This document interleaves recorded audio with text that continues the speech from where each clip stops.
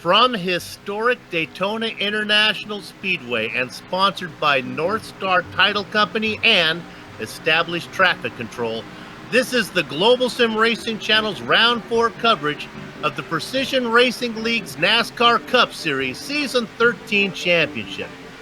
With 3 races in the book, this season's competition has been tight and unpredictable. Coming into Round 4, no driver has yet to win more than once, and it would not be surprising if that statement still rings true when the two-dimensional fans head to the parking lot for their post-race drive home. But you won't need to remember where you parked your car, because we're streaming cyberspace into your place, bringing you all the simulated NASCAR Cup action from green flag to victory donuts, live as it happens right here on GSRC. Happy National Strawberry Sunday Day, everyone, and welcome to another GSRC broadcast. Tyler Burris joins yours truly, Bill Soupzon, way up in the press box to bring you our Word's Eye view with Joe Peak as directors, armed with cameras provided by Ducky Beer. It was Father's Day when Nick Schmeg and myself were afforded the opportunity to debut the PRL Cup Series on GSRC from the broadcast booth of Michigan, when Colton Lane picked up the win in the season opener. My booth mate today is a man well versed in the art of turning left, Taylor Burris, who is tasked with the unenviable job of trying to say something original about today's venue. Taylor, welcome to the booth and good luck.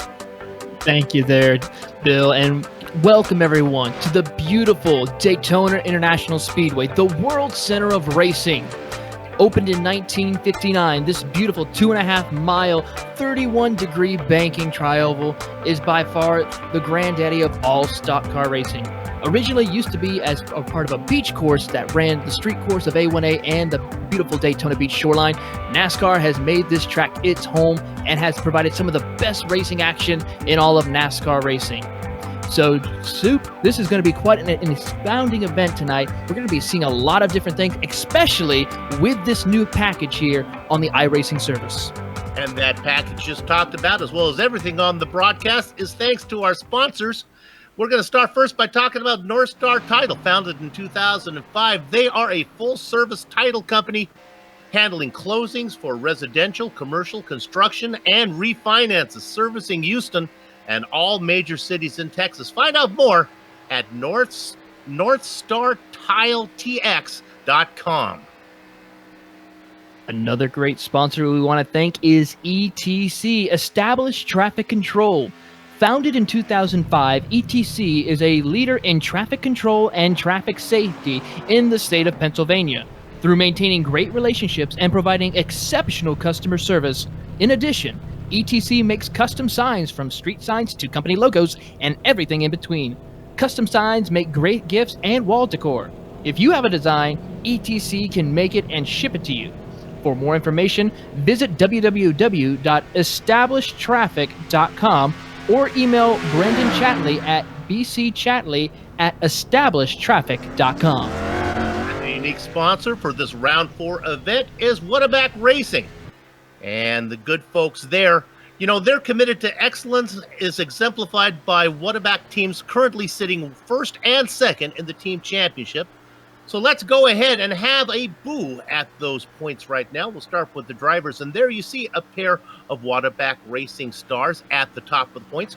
We mentioned 3 different winners so far this season, and points leader Brady Hawley is one of them, winning last time out at Chicago. J.R. Smith's best finish is 3rd, doing that twice. Justin Rowden won the unbroadcasted event from Sonoma. And 18th last time out drops Chris James into 4th. After a 5th and a 6th to open the season, Joshua Daniels went 17th for round 3, dropping him a rung. We mentioned Colton Lane winning in the season opener. Since then, it's been tough going for the Whataback driver. He is now buried in 9th. Let's go ahead and look at the team championships. And we talked about Lane in 9th, but when you couple that with Hawley's point lead, that's enough to put Whataback Racing #1 team on top. Brandon Chatley is 12th overall. Pair that with J.R. Smith in 2nd, and that puts Whataback team #2 15 points back of their sister team. Hard Knocks has entered 3 teams for this season. The #2 team is doing the best, powered by Nick Ketchum and Colin Carroll. TBD with Jeffrey Ford and Joshua Freeman have been determined to be in fourth. Forward Bite Racing and Dysfunctional Patriot Racing are the two teams tied for fifth. Okay, GSRC is always picking up new viewers. For those joining us for the first time, let's talk about the details. Taylor, what do you got? Well, of course, this is the fourth round of a 10-round season here for the PRL Cup Series. Of course, the cars that you see here are the brand new NASCAR Ford Mustang, the Chevy Camaro, and the Toyota Camry. Of course, the setups are going to be used basic with the iRacing fixed setup, but the only difference is the fuel will be restricted to about 85%. So that means probably about halfway is how long they can go for this 50-lap event. But there is the inclusion of a green-white-checkered up to 3 attempts. So a lot can happen, especially. So we may see those being put to use here tonight at Daytona. And then, of course, the incident cap level is at 17. So if you brush the wall, hit traffic in the race, or get a lot of damage, or even worse, spin the car out, you will most likely rack up those points. Hit 17, you will be disqualified tonight. We are fortunate tonight to have a black striped driver as our pit reporter. It is indeed Christian Challenger down there. Christian, what do you think? Not so much about pit stops. So what do you think in general? What are we looking at tonight? I think what you're going to see is you're going to see a lot of two-wide racing pretty much the whole way. We'll probably see people make a third lane work as the race goes on and they get more aggressive. I'm fully expecting that everybody, because of the fuel restriction, is going to be pitting at about the same time or within one lap. So if we do manage to get to a green flag stop, I think it's going to be a really wild pit entry, and I think there's definitely potential for problems there. One other thing I'd like to point out is that the cars are kind of interestingly loose right at the point when you load them up going into the corner, and that can definitely cause some problems on the long run. So you might have to watch out for people not really being able to maintain their line properly on corner entry, and that could cause some problems. So I definitely think it'll be an exciting race. It might be perhaps more eventful than some people would like in terms of incidents, but we'll just have to see how it goes. Christian, when was the last time you raced in a fixed setup series? I actually raced this specific track on Thursday night, and it didn't really go so well for me, but that was mainly because there was a couple of incidents with lapped cars. But it's definitely a different deal to racing on an open setup. The cars are somewhat less perfect, but the overall pack speed is a little bit slower. The other main consideration they're going to have is tape and overheating. The cars are already taped pretty low with it being fixed setup anyway, but you can definitely still overheat them quite easily if you're being very aggressive with the pushing. So that again, especially near race end where people get hot, you might see people having to really dive out of the lines and so on to cool them off and actually get to the end. That again can cause problems or significant changes. You talked about the tape on the car, Taylor. Fortunately for that, we are racing at night. That should keep temperatures a little cool. You want to take a look at the weather real quick? Yes, indeed, as we are going to take a look at the weather as it's getting ready to pop up on the screen. It's a cool night tonight, not a normal Florida night, actually. 67 degrees is the air temperature with the track temp same as it is in the air, with the winds coming from the southeast at 8 miles an hour. So it's going to be a little bit interesting to see how these cars are going to be able to handle through here. Cooler temperatures are going to help the cars stick to the track a little bit more. But like we were talking about, with those tapes still not as low or not as high as compared to what we normally see in an open setup, they will still overheat severely. I could see drivers maybe getting onto the back bumper and holding that line up on against the car for maybe a lap and a half at the most before that engine, those lights are going to start blinking. So keep an eye on seeing who can maintain their best engine temperatures tonight. As we talk about the weather, practice was over, and now we jump into qualifying. Even though it is National Strawberry Sundae Day, it's also National Dive Bar Day. We still have a pretty good sized field here tonight. I'm counting, what do we got here? 34 drivers on the entry list. Christian, I guess qualifying is always important, but maybe here at Daytona not as important as it would be at some other places where passing is harder. I guess you prefer probably to be up front, less trouble to happen in front of you, huh? Yeah, I mean, being at the front is always kind of going to be the best place to be. Although it's kind of an interesting deal because especially when you get to the second car in line, the second car in line is actually the one that struggles the most with overheating. If you're the third car in line, you're actually pretty okay because You don't have to be right on the back of the car directly ahead of you like the second in line does. So really, you either want to be in the lead or you want to be in third. But I would say that anybody realistically who's inside the top 10, coming with about 5 to go, has a chance to win this. And it just comes down to how aggressive you are, and if you can get people to go with you, especially if you can try and make that third lane work, because you can get to the lead by using it. You just have to have a group of guys who are really committed to making it happen. But yeah, definitely want to be inside the top 10 and just kind of be in position towards the end of the race and go from there. Really, I think the guys maybe in around 20th or so on are probably in the most dangerous spot, because if anything happens, you pretty much can't get away from it right there. So we'll probably see those guys trying to go forwards, but I would expect we'll see everybody inside the top 10 just trying to hold station until we get the go time at the end. One of the things they talk about a lot in real world NASCAR is side drafting. Is that something that actually carries over? Is that something that works in iRacing as well? There is a slight effect with it, but it's definitely not as pronounced as it probably should be.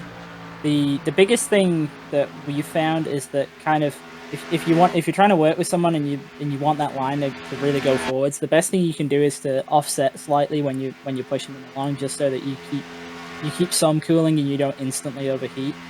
But it's risky, because if you are offset and you clip them slightly wrong with a bump or so on, you can very, very easily turn them. So if we see anything like that and we see guys trying to do very aggressive pushing and they're offset, I think it's really only a matter of time before someone gets turned and we see a really big wreck. Taylor, qualifying becoming... Go ahead, Taylor. Yeah, and another thing we also got to keep in mind of is some drivers will get that big run, especially towards the end of the race, even in the middle of the race, and those leaders may try to block that lane. That could cause major incidents as well. From personal experience racing here at Daytona, I've seen drivers try to pull that stunt, and to be honest, sometimes it may work, but 9 times out of 10, it just causes the big one each and every time. So I have to keep an eye on something like that possibly happening later in the race.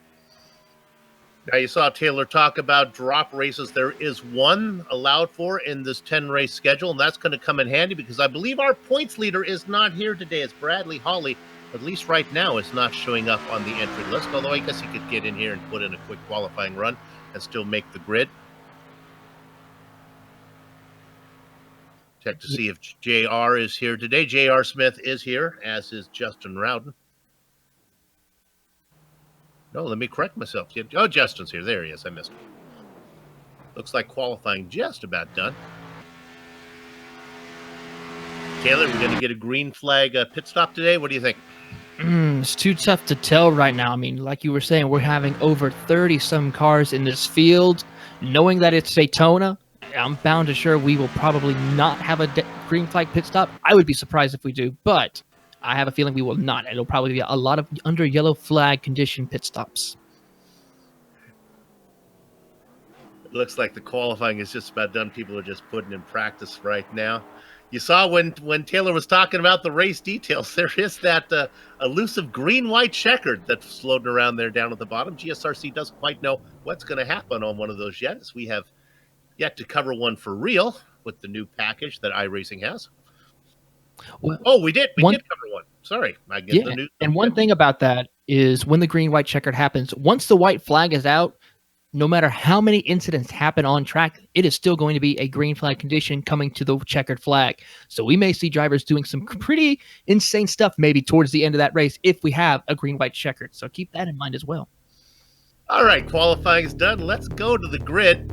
We got plenty of time as they're going to take a lap around, so let's do it a row at a time. I'll take the front row. On the pole, it is Justin Rowden. He put in a time of 48.5, and you look at these times, all the top 20 are all within a tenth of a second of each other. Stephen Burton is going to be outside of him in the second spot.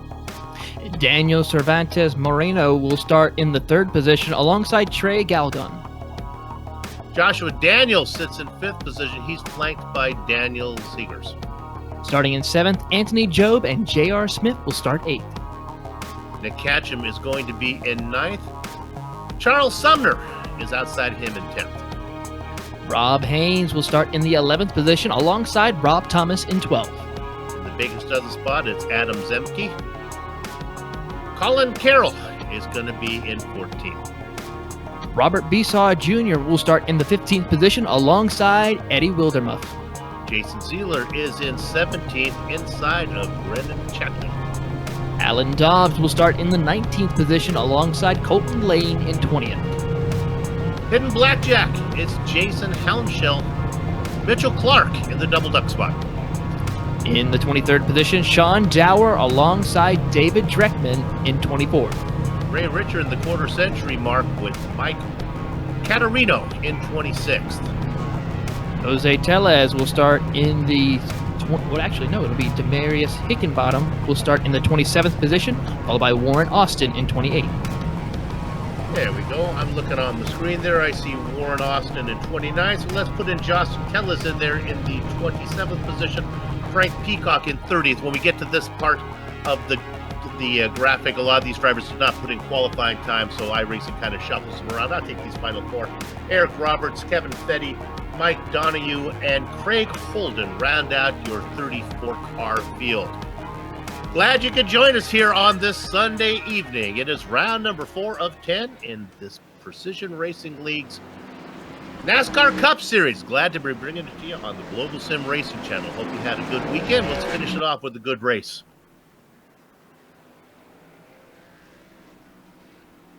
Justin Rowden in control in the number 21. Okay, we have time. Let's go ahead and do predictions here. This is always a worthless part of the broadcast. But let's see. Taylor, go ahead and pick yourself a winner. I'm going to say that you can't take the pole sitter. That's the new rule. Anybody but the pole sitter. Who do you like? All right. Well, you know what? I'm going to go with an old friend of mine here. I'm going to go with Sean Dower in that number 62. Keep an eye on him. Dower did very well in the season open. Christian, take a shot. Who do you like? I'm going to go for Colton Lane. I saw him do well the past couple of rounds, and he's got pace, and I expect him to move forward from his 20th starting position. Colton Lane, one of the 3 drivers with the win so far this season, picking it up in the initial broadcast. The initial round 1 from Michigan. See if we can get ourselves our first time winner.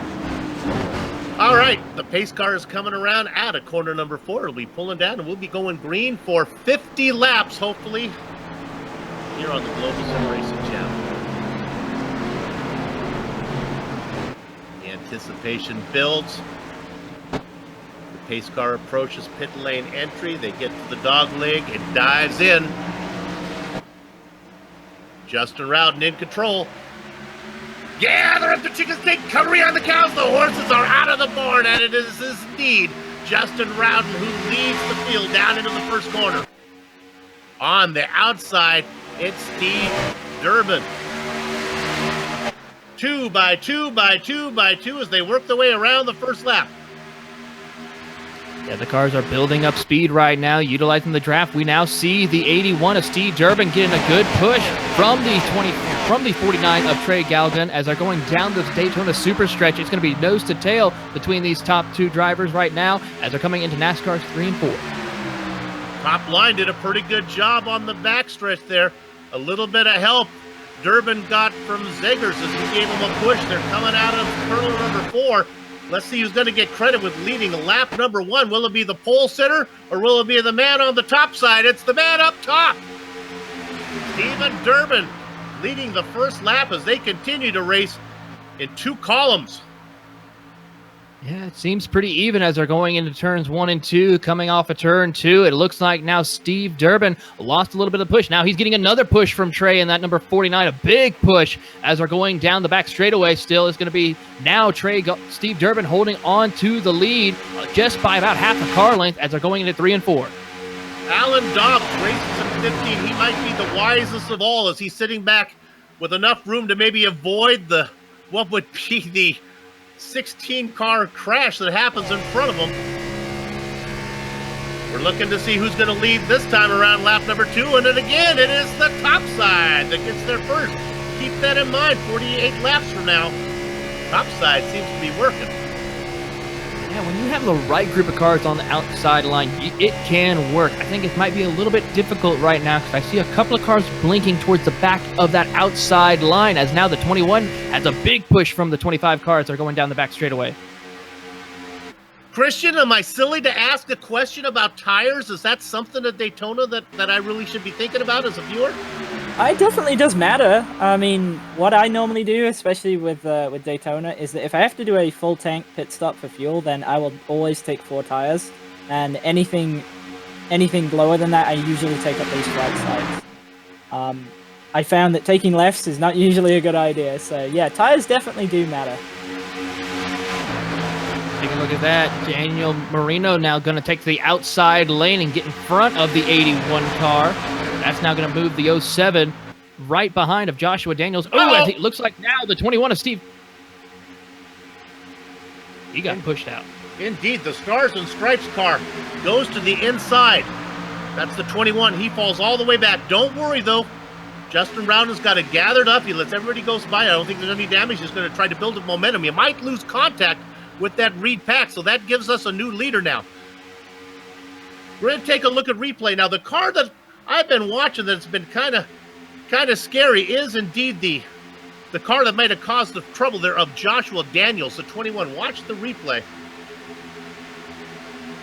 Daniels has been fighting that 07 machine, the kind of, there's the 21 as he gets it back up. Very smart by Justin Rowden. Just keep it below the yellow line as we're on board with Daniels.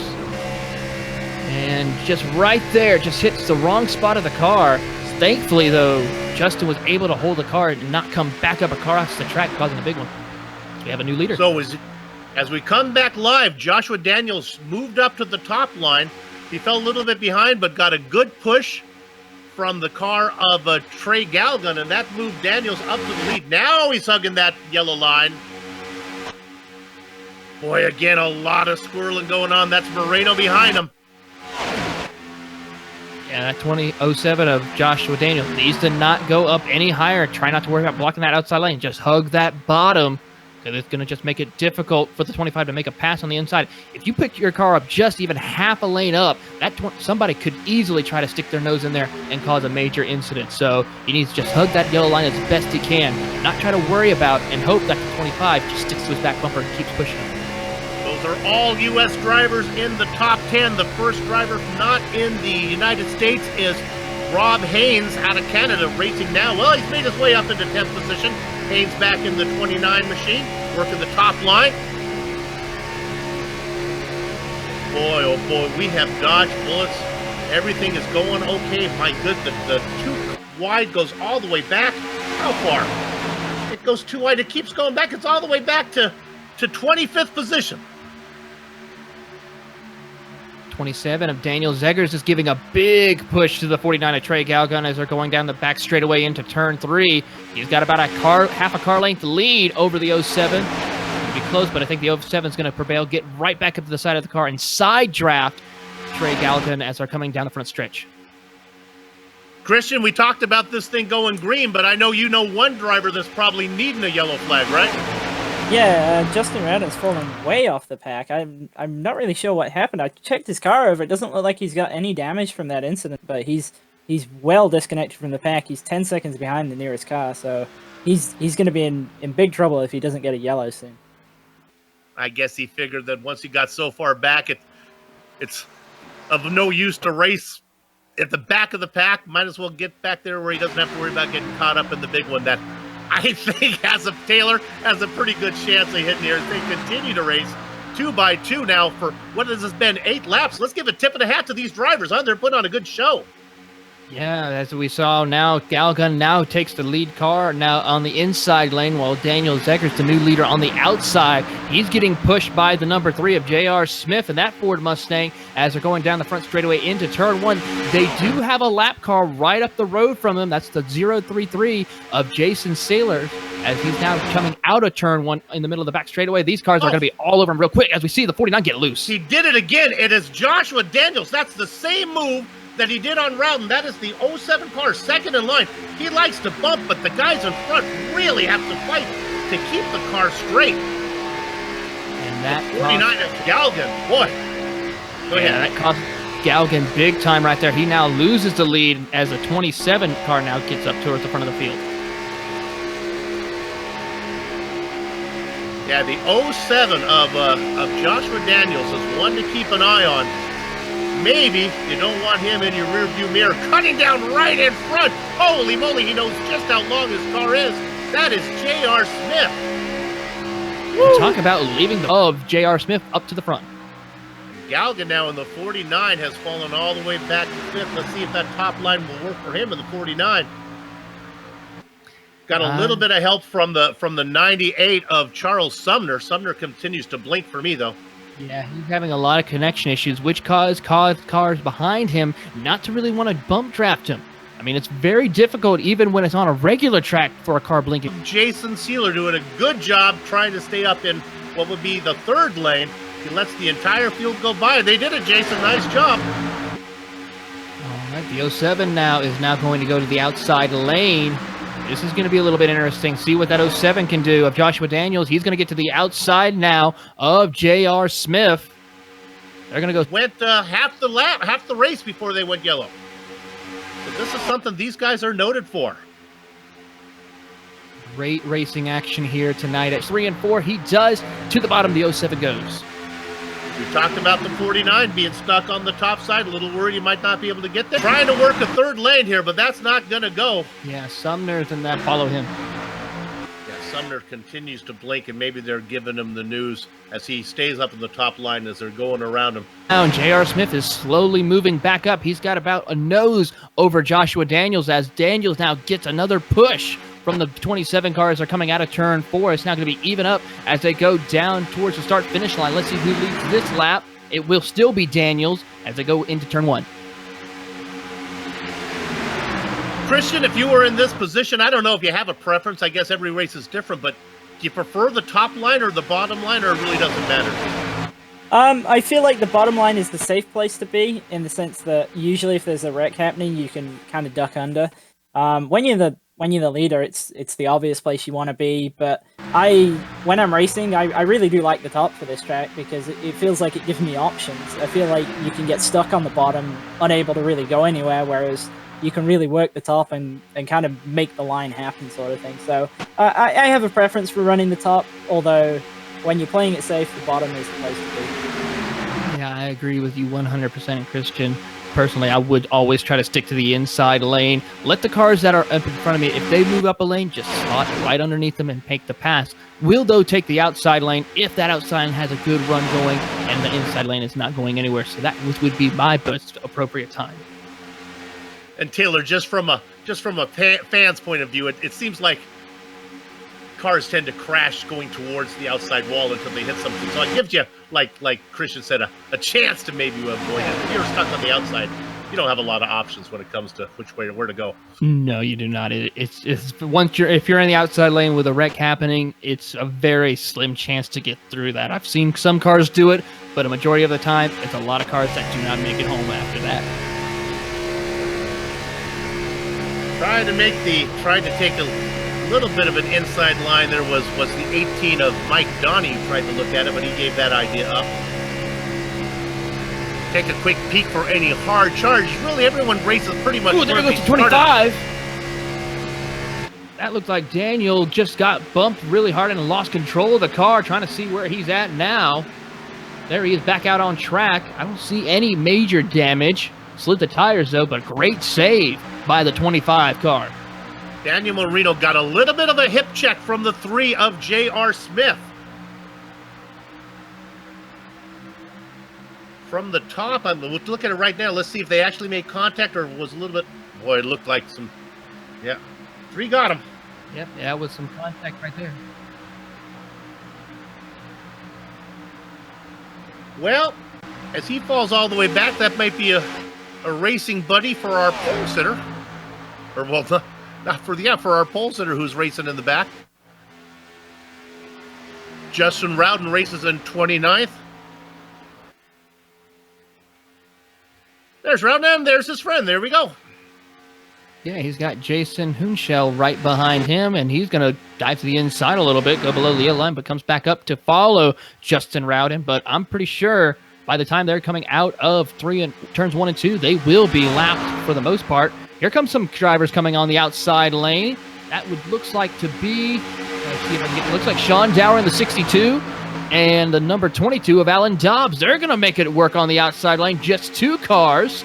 And now the 29 looks like it's going to take a peek to the outside. That's going to be also the Rob Haynes Chevy Camaro.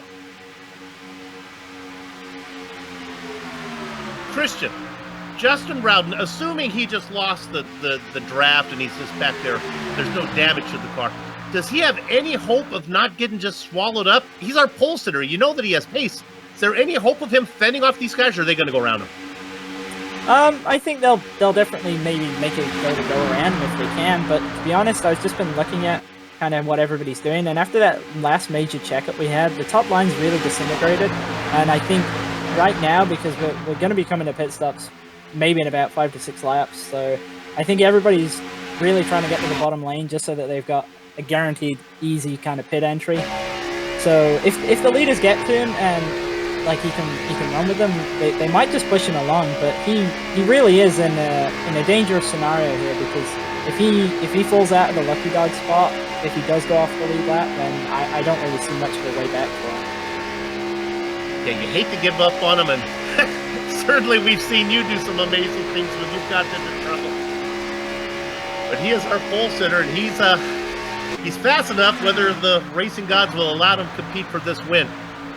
Interesting point, Taylor, about pit stops coming up. You don't want to be stuck on the top line. You want to try to get down where you can make your stop when you want. Yeah, and a lot of these drivers are going to be listening to their spotters, trying to see about when a hole is open on the bottom lane. That's when they're going to try to take their chance to get to that inside yellow line and just stay there till it's time for the pit stops. And also listening out and looking out for other drivers when they come down for pit entrance. Drivers will be coming at multiple different rates of speed, some a little bit faster than others, so we could see some collisions and contact while coming down pit road. Working lap 31. I believe it's 21. 31 laps, you know, I got to do the math. 31 laps to go. Thank you. Working lap 21.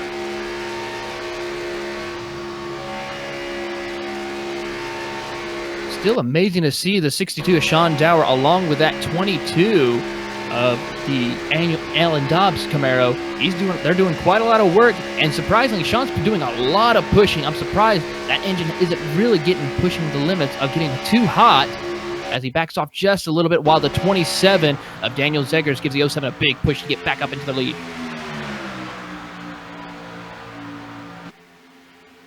The 07 has been quick, and he's been racing aggressive. That's Joshua Daniels as he's down on the yellow line, and he stays there. And you know, one thing to keep in mind as well is those 2 lead cars, the 22 and the 07, they're burning a whole lot more fuel than compared to the 62, 27, and so on back. So these drivers are also using a lot more fuel, so they'll have to put more fuel in the car compared to some of these other drivers. So keep in mind on that when it comes to the pit stops, how fast the pit stop times will go.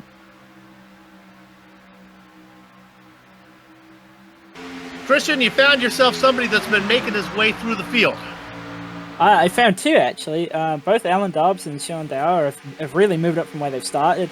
To be honest, I was focusing on Colton Lane because I really had him picked for making a big charge, but he looks like he's pretty content to just kind of wait till the end of the race. But the other pair have really made it work, and they're both up a significant number of spots. Dobbs is almost in the lead right now, and yeah, they're both up 17 and 19 spots on where they started. So they've done a great job.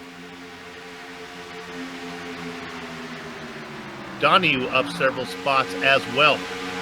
Taylor, when we were talking about those drivers that are making their way through the field, I just saw Joshua Daniels pull out, go to the outside line, and just go around the 21 of Justin Rowden like it was a piece of cake. That 07, boy, he's good.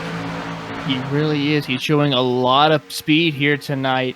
And it was almost a little bit of issues when they were trying to go around him. The 07 went high, but it had nowhere for Daniel Zeggers to go. He had to slot in behind those 2 lap cars and almost caused quite a bit of a big incident. Some cars in the inside lane had to check up big time, but no major incidents, as we now still see Justin Rowden still right behind. He's the first car 1 lap down, right behind the leader of Joshua Daniels. Yeah, we talked about Rowden racing right now. He did not get gobbled up. Back there is a beautiful paint scheme on the on the 21. Got a couple of Here we have a one taker, but unfortunate for him, that's going to be all by himself. I believe that was the 00 car that came down pit road.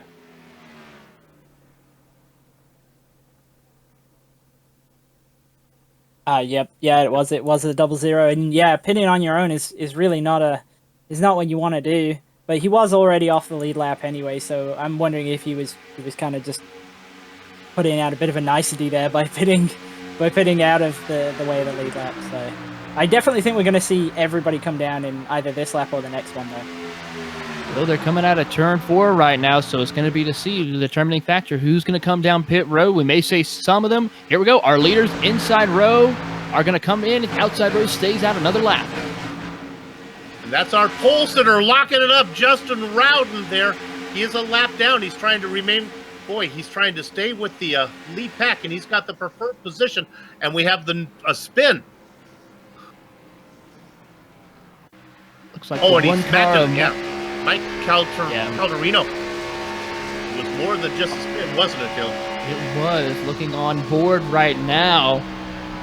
Goes down below the yellow line to make his pit stop and just goes a lot more speed carried into the pit entrance and just, makes some contact with the wall. I don't see if he made any contact with another car as far as someone bumping him in. I think he locked it up to stay off of Robert Bisha, who he was closing in on fast. Sacrificed himself so they didn't get in the back. We got another spinner. As the whole field was coming in, it's the couple drivers involved in this one. The 04 of Rob Thomas involved in it. And I think the 18 of Donahue involved in this one as well. And our director has found the 22 with an issue. Yeah, 22 is also involved with that. That is Alan Dobbs. There we see. Just loses it spinning in. Yeah, he must start it. Trying to see. And there you see the other guys coming in behind as they get behind the light tower there. Surprisingly, no other major incidents with that. I'm surprised he did not collect any more drivers other than the couple we saw. All right, everybody sorts back out onto the track now after pit stops were very, very, very exciting. Our current leader, there's 2 cars that have yet to pit. Adam Zenke and Rob Haynes. In fact, they come in now, I think. Yeah, waiting for the pit stop cycles to be complete so we can get an up-to-date start or driving order right now. Still waiting to see that coming up on my telemetry. We think it's going to be Haynes.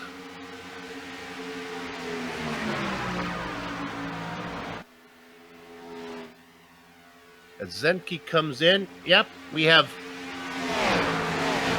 Now Zemke is back out on track. He's still our leader. In fact, I think we're going to see a pass right now as he has a hard time getting going. So our leader is Rob Haynes and Sean Dower. Zemke has an issue. He's going really slow on the backstretch. He just didn't accelerate when he came out of the pits. He got up at about 90, and then he just kind of. It looks like he's got no throttle or something. Yep, he's stopped. He's taking the toe on the backstretch. That would be surprising. He just pitted unless he missed the box. Or maybe had a fuel problem. Didn't get any gas in and ran out of gas. Getting into his box, he didn't get it stopped straight in the box, and then it doesn't look like he took service. It looked like he tried to get it back around again, and in doing so, he's ran out. Well, that's what happens when you run those extra laps. You kind of commit yourself, and you got bit. So here's what it is: we have Rob Haynes is the new leader. He's got a partner, Sean Dower. I think I remember that name in the pre-lap predictions. Robert Bishaw coming in behind him, and Daniel Zegers. Right behind them in the 5th position, almost about 1.7 back, is going to be J.R. Smith, but he's coming in with a head of steam as he's got the 91 of Anthony Job and Trey Galgon right behind him as 3-car efforts coming up to the leaders. I believe the 29 car of Rob Haynes just drops back. He's going to slot back into the 4th position as Sean Dower takes the lead. He does indeed. Now, the car to watch is our pole sitter. Car number 21. He's racing right behind. He's about sixth of the cars we're looking at. He's a lap down. Justin Rowden. He's in the mix to get up to the front. He's a driver who's going to be pushing hard to try to get to the lead, so when that yellow flag comes out, he won't need to take the lucky dog. He'll be able to get the wave around and pit with everybody.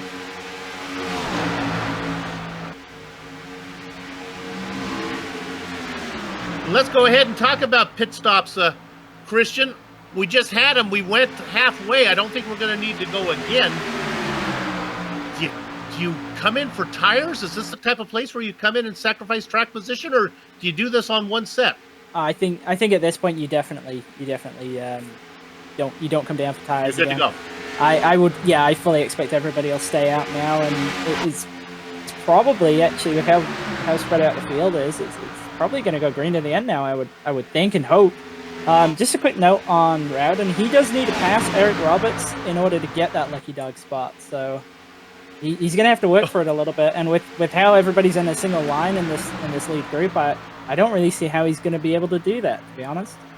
Well, he looks like now the timing and scoring just got updated. He is now the first car one lap down because he was in that lead pack. He's actually the second to last car of that lead lap pack, right in between the 3 car as well as the 91.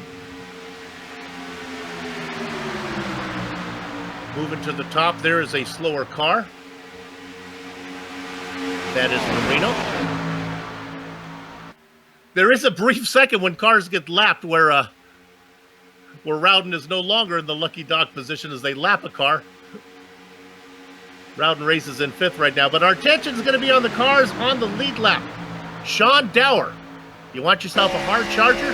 23 to 1st.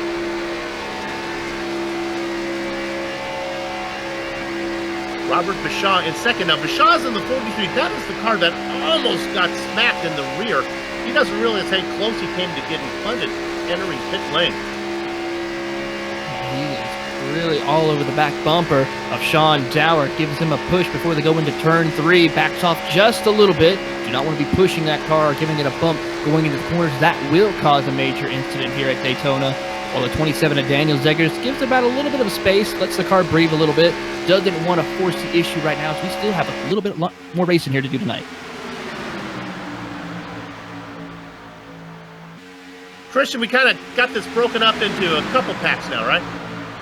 Yeah, what we've got here is we've got the lead lap, the outright leaders, which is basically 1st through 6th, and there's a couple of guys 1 lap down in this group as well, but then about 8 seconds behind, we've got 7th through to 17th, and I'm actually surprised that they're not really working together better. They're actually fighting and they're spread out some. I feel like if they could really organize a line, they could actually run these guys back down. It's 8 seconds. That's a long time to get back in about 15, 16 laps. So it'd be difficult for them. But I think right now they're actually just okay. They look a bit more organized now, and maybe they can close that gap up some. But yes, in this first line that we've got at the front, there is actually only 6 of these on the lead lap.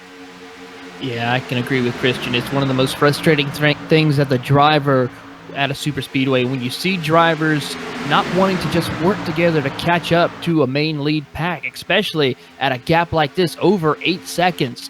And it's just frustrating. You want to try to catch up to that lead pack.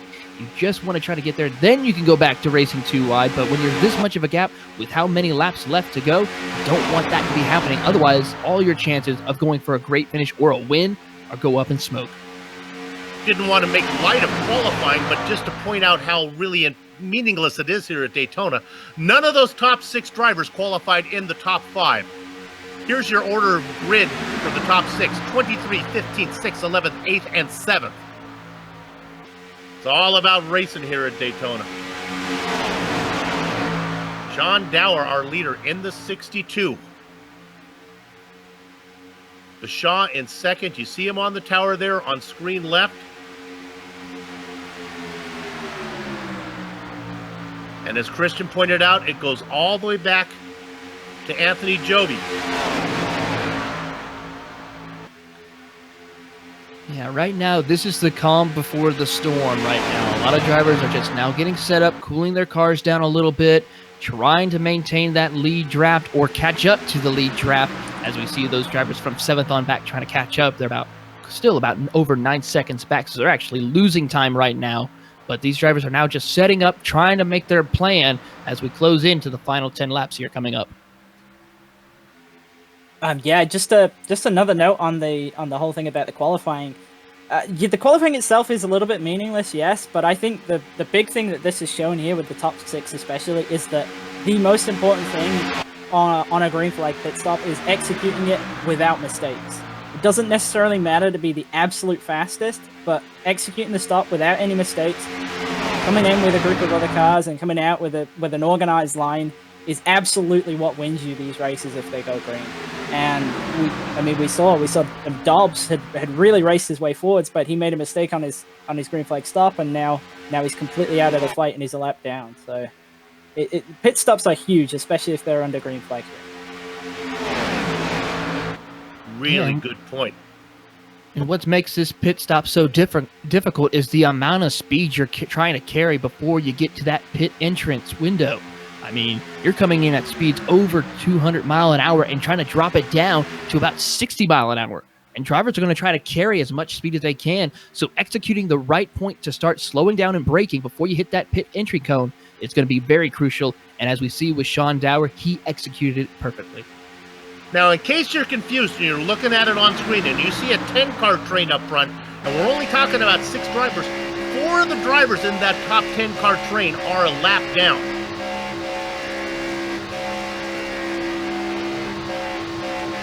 The 2 drivers working up top, that's Eric Roberts, he's a lap down, as is the 25 of Daniel Moreno.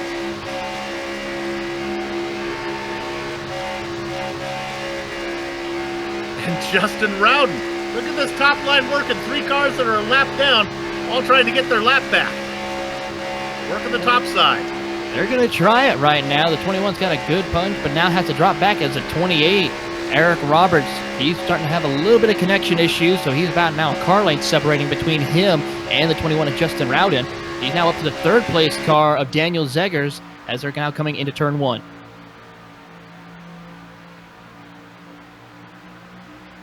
You see it, the 2-car train up top. I'm not sure if that's going to work, but they're giving it a shot. Well, I see the 29 of Rob Haynes is going to give it a shot. He's now going to lead this pack, and with these guys now breaking up, now going into 2 cars and gap separating the drivers in the draft, that's going to cause those 7 cars from 7th on back to close. It's now 2 seconds they've gained, 8.3 seconds. We'll have to see what the time is when they come across the line this time by. But Rob Haynes, though, has some lap traffic giving him a push to get back up to the lead.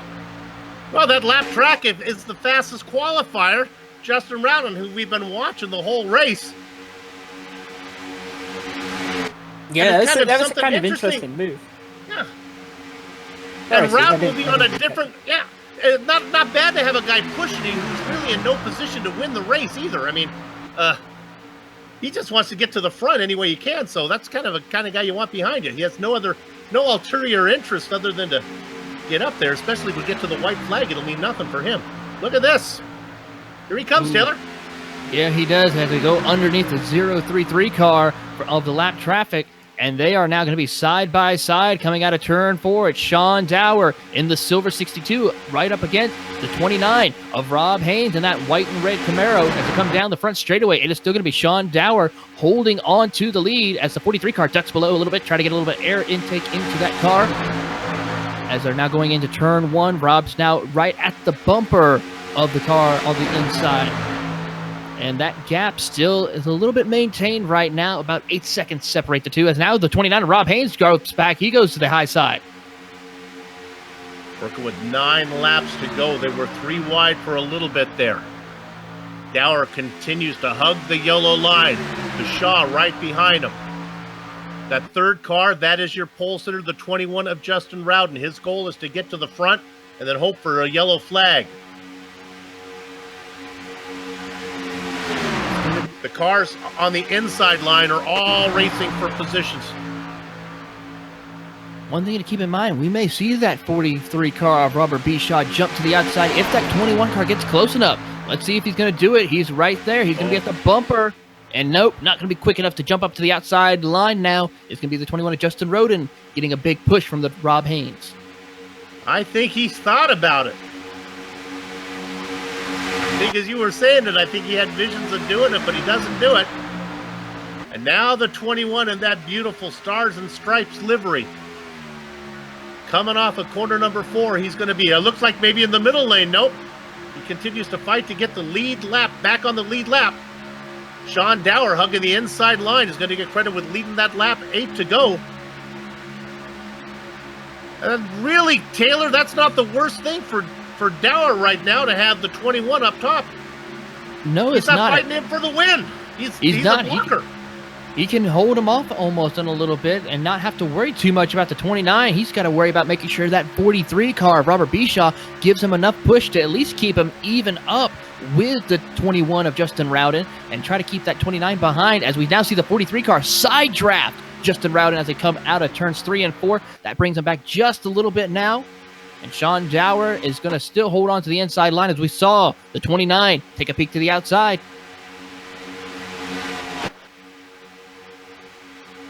Christian, Rowden's got other things to worry about, though, doesn't he, about that, get that lucky dog spot? Yeah, well, the thing that's interesting to me about this is that this two wide pack actually all started because the 28 went up to try and pass Rowden to get the lucky dog spot, and Rowden had to go up and cover him off, otherwise he would have lost that. And then that kind of created that second line on the outside where the lead lap guys obviously thought, hey, I can maybe actually make this work. But I think what's happened here with Rowden being the leader on the top side is really, it's an amazing position for Sean, because he can't really be passed. So as long as he runs the bottom to the end of the race, I think unless Rowden gets shuffled out of that position on the top line, I really feel like this has kind of worked out pretty much as good as it can for him. Taylor, that was your pick for the win, Sean Dower. Yeah, what do you know about him? Sean Dower is an old friend of mine that we used to race back in some league races, had an excellent speed, especially at these super speedway races, knows a thing or two about running these, plus the owner of the Old Schools racing team, as he now has a little bit of issues as Rob Haynes now goes to the outside and is able to push the 21 in front of Sean Dower. Now Sean, he's in a little bit of a predicament. He's got to worry about now the 29 on the outside, but has someone who he can draft off of and start pushing. He's got a really fast car in front of him that is not in the hunt for the win. This might actually even be a better situation than he had before when he had Rowden to his flank, to his outside. Oh, as he starts to squirrel, though, it looks like Dower's car not nearly as easy to drive when it's behind somebody as it was when it was out in front. And also one thing to recognize, too, is the 62 now has to worry about overheating that engine compared to the 29. He can just go flat out and just go all the way, not having to worry about as the caution comes out. Oh, my goodness, we're turning around. It's the 0-2 of Colin Carroll. Got a little bit of help from the 33. That was David Dreckman. Dreckman got into him. There's Carroll in the 2. Ooh, 3 wide in the corner is not a good thing right there. And there's the 33 of Dreckman. They get together. A few more drivers caught up in that one. It looks like Ray Richter as well has got involved with that, and I think one more car. This was coming out of turn 2. Oh, this is a good angle our director has found from the top. And this is a good example we talked about in the early part of the race. What line do you want to be on? The outside or the inside? Well, you can see they get them all. Well, Soup, this is going to change everything. We're going to line them back up. It's probably going to be close. Maybe we might have to do a green-white-checkered. But the big question is, would you come down pit road? Yeah, I just can't imagine. Maybe if you're in the back, one guy, I guess, Justin Rowden. I got the good news for you, Justin. You were on the lead lap when that happened, so you get to come all the way around. The bad news is we're on a green-white-checkered, and you're going to be buried about in 21st position or farther. Other driver who's fortunate enough for Justin to get on the lead lap before the caution came out is Eric Roberts. He's going to get the lucky dog. Rob Haynes was credited with being in the front when the caution came out. Sean Dower, who we have seen hug the yellow line for most of the race, will now have to see what he can do from the top side. And welcome back to the party, J.R. Smith. He sits in third.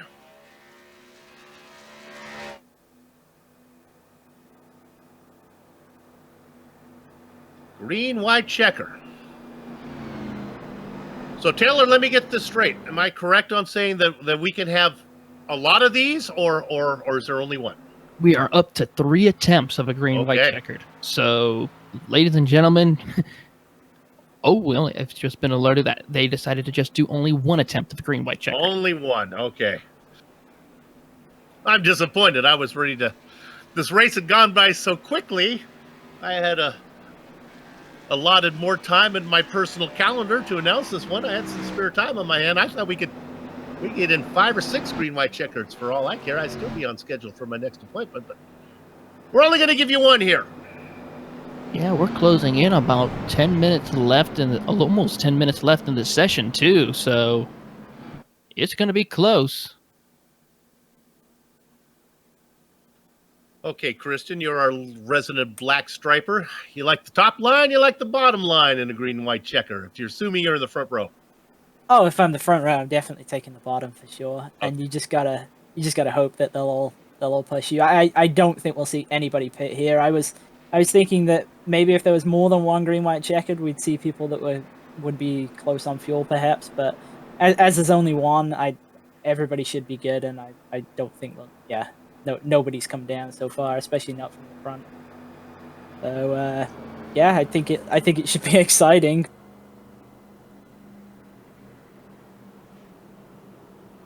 Well, we'll see how this plays out.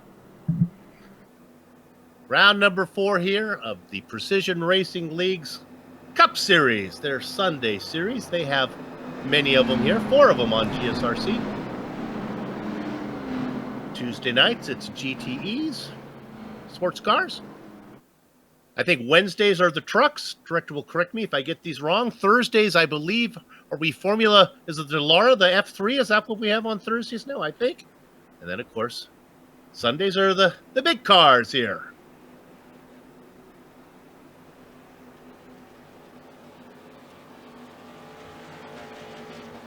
Getting the wave around, Jason Sealer in the 033. 22 cars on the lead lap.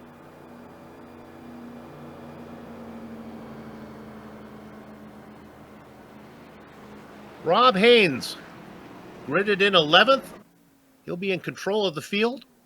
Sean Dower in 23. He'll be to Haynes' right. J.R. Smith, Robert Pashaw will make up your second row. Daniel Ziegler, Anthony Joby, 5th and 6th. Got to go all the way back to 8th position before we find anybody that had a decent qualifying time. That is Stephen Durbin. Okay, they are working lap number 51. That's right, folks. The lights are off the pace car.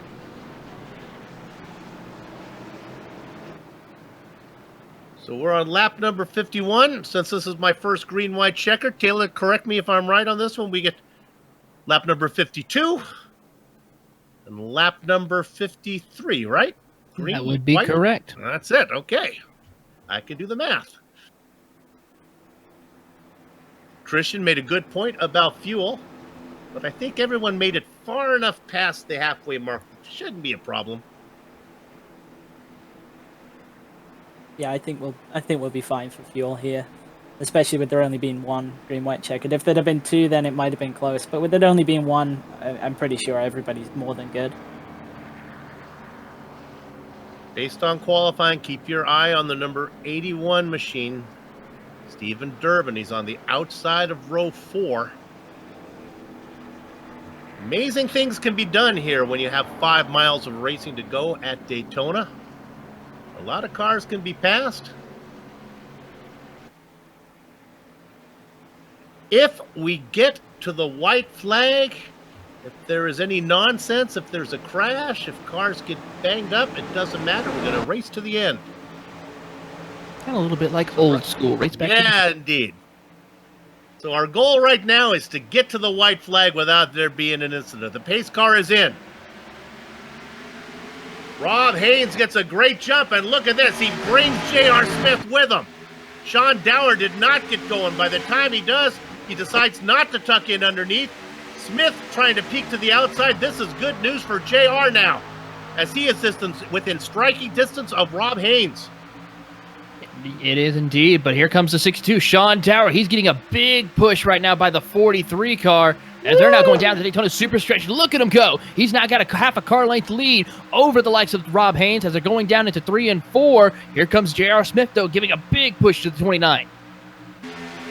So far, so good, as they are halfway around the first lap. I think we're going to get to the end without an issue. They come out of 4. Everybody is still straight. Your leader is Haynes. Right behind him, the 3 of Smith. But the push that I saw from the top from Dower, watch out for him on the top side. 3 wide in the back of the field right now as they're coming into turn 1 and 2. 43 car is going to try to give another big push down the back straightaway. It's going to be Sean Dower leading that punch. Here he comes. This is going to be close.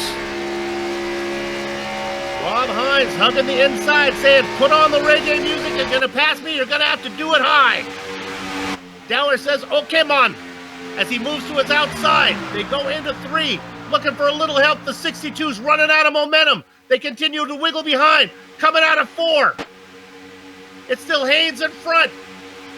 He's got Smith pinned in. There's nowhere for Smith to go. And your winner is Rob Haynes. J.R. Smith has to settle for second. Sean Dower, who led for much of the second half of the race, will have to settle for third. And that, ladies and gentlemen, is why I love Daytona racing. That was a race right there. Sometimes a race at Daytona can be a bit of a yellow fest. Not the case tonight. 22 cars on the lead lap, only 1 yellow, and our winner was Rob Haynes. We'll take a short break. Don't go far. We'll come back to run down the entire finishing order, talk to some of the drivers before we put a lock on the gate. You're watching GSRC.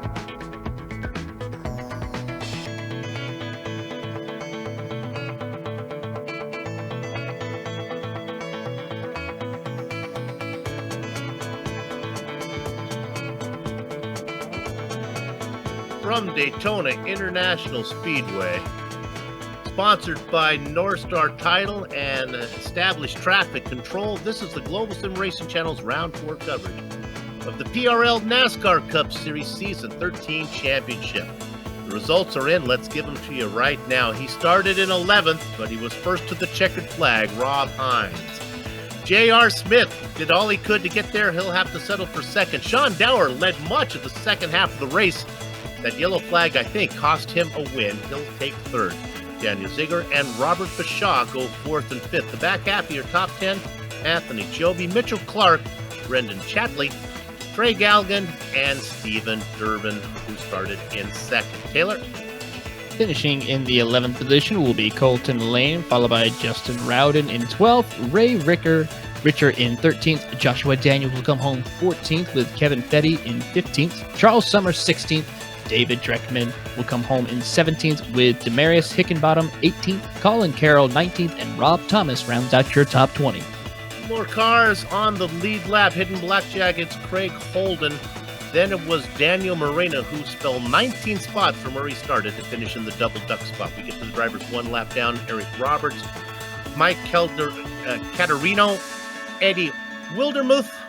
Then back in 26th position, it is Alan Dobbs. 27th is Nick Ketchen. Jason Hounshell in 28th. 29th and 30th is Adam Zemke and Jason Sealer. And then there are a few more cars.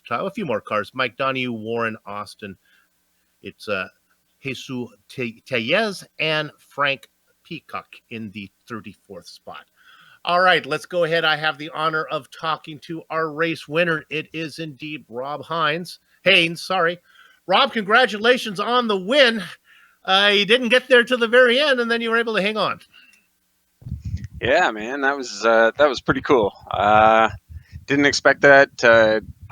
Thoughts and prayers out to Sean and what he's heading through. So, man, I'm just happy to be sitting here talking to you guys.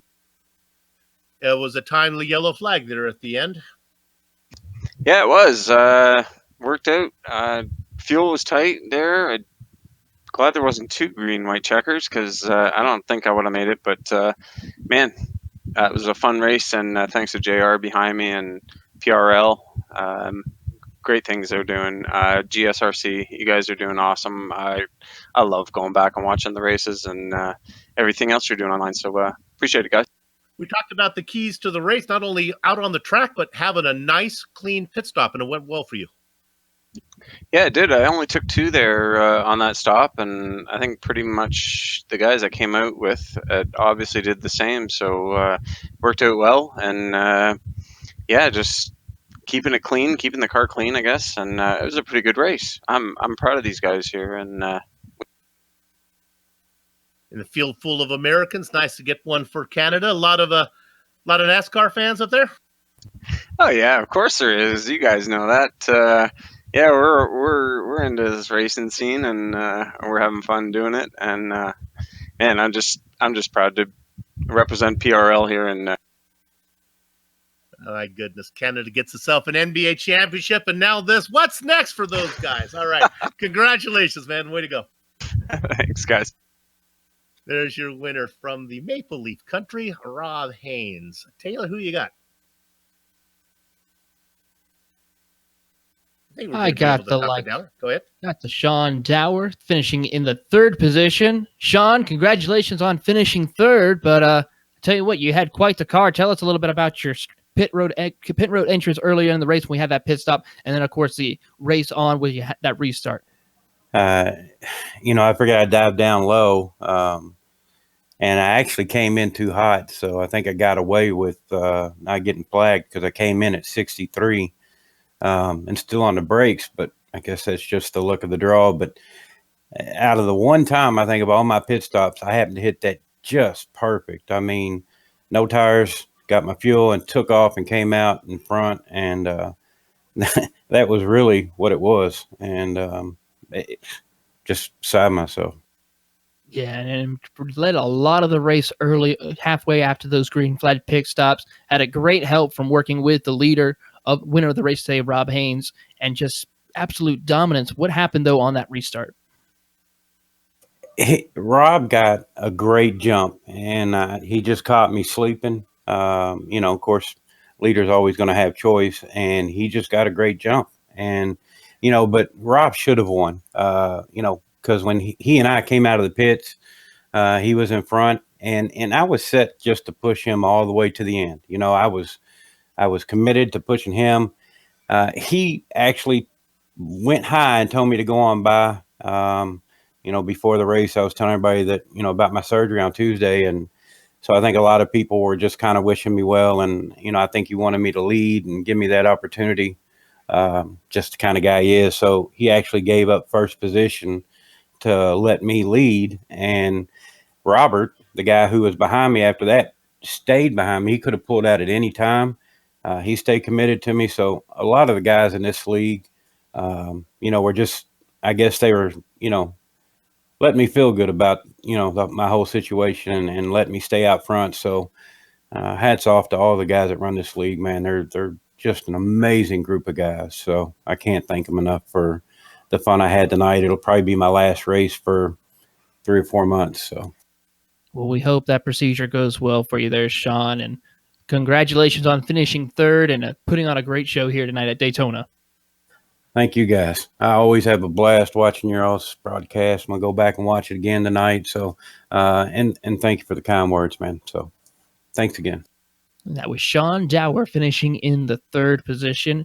And I believe Christian has caught up with our second place driver, J.R. Smith. Yeah, that's right. I mean, we saw JR was pretty much a feature at the front of the race the whole time tonight, and looked like he was pretty aggressive. I think the lowest I saw him running was 16th. So, JR, you wanna give us kind of a rundown of what your strategy for the race was tonight? Yeah, I started in a decent position. I think 8th or so. Not too bad. I wanted to just get up to the front, get a point for leading the lap, and then I thought about trying to lead the most laps. I mean, but then it was just like kind of leapfrogging up there. And once I realized that, I kind of dropped to the back, got to a couple people I felt comfortable with, and I made the pit stop. And then I made a ton of ground on the pit stop, but got some contact on pit road with somebody. I don't even know how that happened. But other than that, turned out pretty good. Got it back up to second, so can't be too disappointed with that. Yeah, I was going to say about that. We saw you near the beginning. You were pretty aggressive. I mean, like you say, you did get that point for leading the lap, and you did lead a couple. I think. You fell back a little bit before the pit stop, but like you say, you executed the pit stop really well, and you got out in that lead group, and then that's where you were the whole night really. So that was a great job, and I think how you executed the race was pretty much exactly how you should execute a super speedway race, and I think that worked out great for you. I mean, do you think you could have done anything differently at the end and maybe snatch the win, or do you think that the second place was about as much as you could get out of it tonight? On that Green-white-checkered, I was really looking to see what the outside lane was going to do. I never really got the opportunity to slide up in front of second. I was pretty committed to staying on Rob's bumper as much as I could to help him, but if the opportunity came like out of 4, maybe to slide up in the outside lane, maybe get a run, that would probably been the best scenario, but it didn't come along, and so not a big deal. Good points day. Pretty happy with it. That's good, man. I mean, is there anyone like you'd like to thank? Yeah, I'd like to thank Established Traffic Control for being my sponsor and the title sponsor, along with North Star Title, and then you guys for broadcasting, and PRL for putting. Hey, and JR, it's super. We get a lot of email about you. I just need to confirm this for our fans. You are not the JR Smith from NBA Journeyman fame, right? Am I correct in assuming? Not quite. I wish I was as rich as him, but I try to do my best here on the iRacing scene. Okay, well, we got a lot of stars here on GSRC. We just want to make sure. Hey, congratulations on the third place finish tonight, man. Thanks, second place finish. Good job. Yeah, thank you. All right, that'll do it for us here, and I'm glad we could get that straightened out. I know a lot of you guys were wondering if that was the case. Sadly, it is not. All right, let's go ahead and wrap this up. Thanks to everybody at the Precision Racing League for organized NASCAR Cup Series on contract with GSRC to broadcast it. How about our sponsors? North Star Title, founded in 2005. They're a full-service title company, handling closings for residential, commercial, custom, and refinancing. servicing Houston and all major cities in Texas. Find out more at NorthstarTitleTex.com. Let me do that again, so it's important. NorthstarTitleTX for Texas.com. Also, let's go ahead and thank the guys at Established Traffic Control. Founded in 2005, ETC is the leader in traffic control and traffic safety in the states of Pennsylvania through maintaining great relationships and providing exceptional customer service. But wait, in addition, ETC makes custom signs from street signs to company logos and everything in between. Custom signs make a great gift and wall decor. If you have a design, ETC can make it and ship it to you. For more information, visit establishedtraffic.com or email Brendan Chatley at pchatley@establishedtraffic.com. I think I got that one right. And finally, our special sponsor today was the Whataback Racing team, as they have two teams in this series, with Team 1 manned by Brady Hawley and Colton Lane, and Team 2 powered by J.R. Smith, we just talked to, and Nick Ketchum. Indeed, they are a great racing team. Thanks to the company's equipment and software that you see on the screen right now that we use on the broadcast. Original music that gives every GSRC broadcast that unique flavor and feel is thanks to June Lalonde. See the screen to how to contact her. Sadly, because of commitments to the major series, GSRC will not be able to bring you the Round 5 coverage of the PRL NASCAR Cup Series, but we will be back in 2 weeks, Sunday, July 21st, to bring you Round 6 coverage from New Hampshire. Sliding across your screen now are some of the upcoming broadcasts, so check those out and mark them down on your calendar. If you want more information about us, here's what you do. GlobalSimRacingChannel.com. We're also on Twitter at GSR Channel, Facebook at Global Sim Racing Channel, and Instagram at GSRC_Graham. And while you're here, if you haven't done so yet, become a GSRC YouTube subscriber by simply hitting that big red button so you don't miss a thing here on GSRC. Finally, on behalf of the entire crew, and that would be Taylor, Christian, Joe, and Dougie, I'd like to thank all of you for watching, as we did indeed see Rob Haynes win here, round number 4 at Daytona. With that said, we're off to have fun storming the castle. So until next time, race clean, race hard, and we'll see you on the track.